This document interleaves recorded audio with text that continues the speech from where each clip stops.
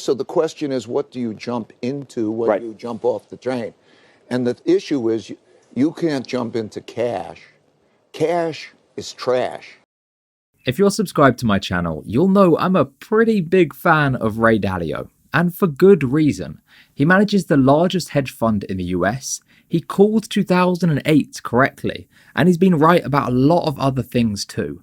So if you're an investor, or someone like myself who's simply trying to improve your financial situation in life, he is someone to really pay attention to, someone that we can all learn a thing or two off. That's why when he says that cash is trash, I really begin to pay attention. And this comes at the same time when the US savings rate has climbed to 13.1%. That's the highest number since November 1981. So people are saving more and more cash at a time when Ray Dalio, one of the world's smartest investors, says cash is trash. And of course, with everything going on in the world, it's completely understandable why people are saving more cash. But if you are trying to improve your financial situation, this is a man worth listening to. So the first question is why? Why is cash trash? The US government, like governments worldwide, are printing money like crazy right now. On the screen, you can see the Fed's balance sheet. The balance sheet is a fancy way of saying the things that they've bought and haven't yet sold. And they've got the money to buy these things through printing money. So as this value grows over time, it's essentially an indication of how much money they've printed. If we look at the past few months, this number has spiked to a ridiculous level, and this can lead to inflation. Let's imagine a little rural economy. Everyone has $1,000 each, let's say. You've got some bakers, you've got some butchers, you've got some farmers. One day a butcher decides he wants to buy a sheep off the farmer. The farmer says, yep, no problem, that will be $100. That's 1/10 of what the butcher owns. They're both happy and they agree on that deal. Now someone walks in and says, here's an extra $1,000 each, and he starts distributing cash to everyone. The farmer's going to think to himself, well, I was okay with selling my sheep for $100 when everyone only had $1,000, but now that you've just doubled the supply of dollars, I should probably put up the value of my sheep. In fact, to match that, maybe I'm going to double the value. And now he puts the value of his sheep up to $200 each. Okay, I know that is a slightly strange example, but the point is the farmer has seen the number of dollars in the economy double, and as a result, he's putting up the value of each of his sheep. This is an oversimplified description of inflation, and there are many other factors that play into it. But I think conceptually, we're all familiar with the idea that if you increase the supply of something, the price of it is going to drop. And don't forget that the aim of the Fed is to have a 2% inflation rate. So they are trying to devalue the currency by 2% each year. On top of that, we have comments from President Trump trying to decrease the value as well. In fact, in a recent tweet, he said, the euro and other currencies are devalued against the dollar, putting the US at a big disadvantage. The Fed interest rate is way too high, added to the ridiculous quantitative tightening. They don't have a clue. The key bit there was the euro and other currencies are devalued against the dollar, putting the US at a big disadvantage. That may sound somewhat counterintuitive. Why would having a strong dollar put the US at a disadvantage? Well, by devaluing your currency, you actually make your exporting businesses better, and that tends to lead to a stronger economy. So when one country begins to devalue their currency, there's an incentive for others to do the same.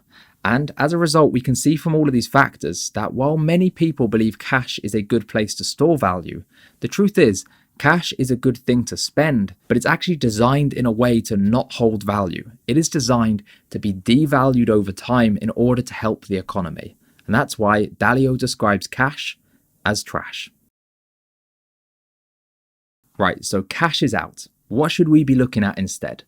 Well, on the screen now, you can see what Ray Dalio describes as his all-weather portfolio. The idea of the portfolio is that it performs well when times are good, and it performs well when times are bad, hence it's called the all-weather portfolio. We can see we have 55% of investments into bonds, 30% into stocks, 15% into commodities. But Dalio thinks this time is different.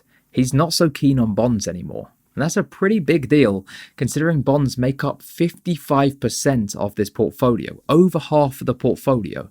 So what would he recommend instead? Well, I'm going to hand it back over to him in just a second, but I'd like to say this video took quite a long time to research and even longer to record because I'm not the best on camera, so I just do take after take. We're 44 minutes in at this point, so if you wouldn't mind liking the video, that would be incredible.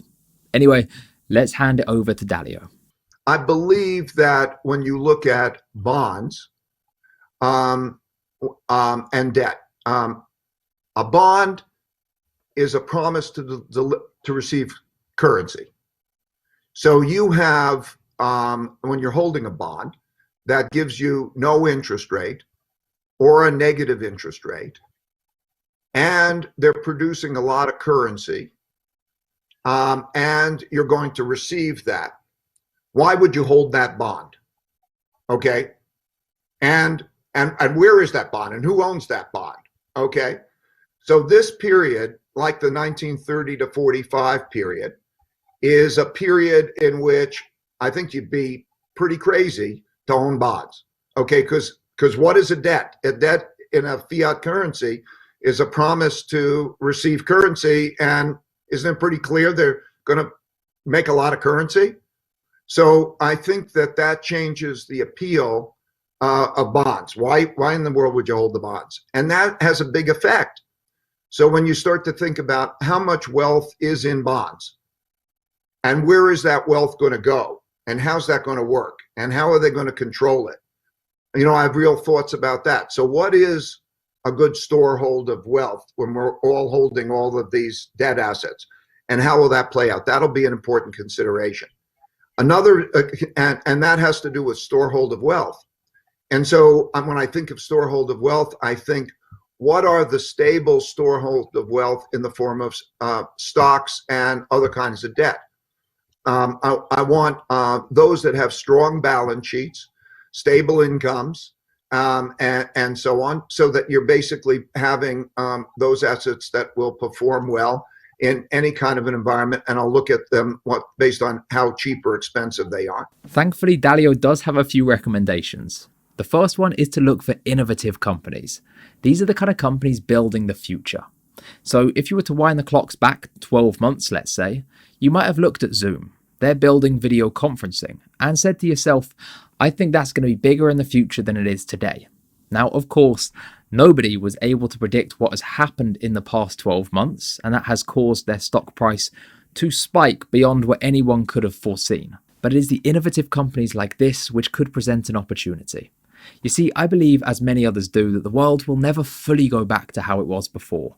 Twitter, for example, has said that even after everything calms down, they're still going to allow everyone to remote work.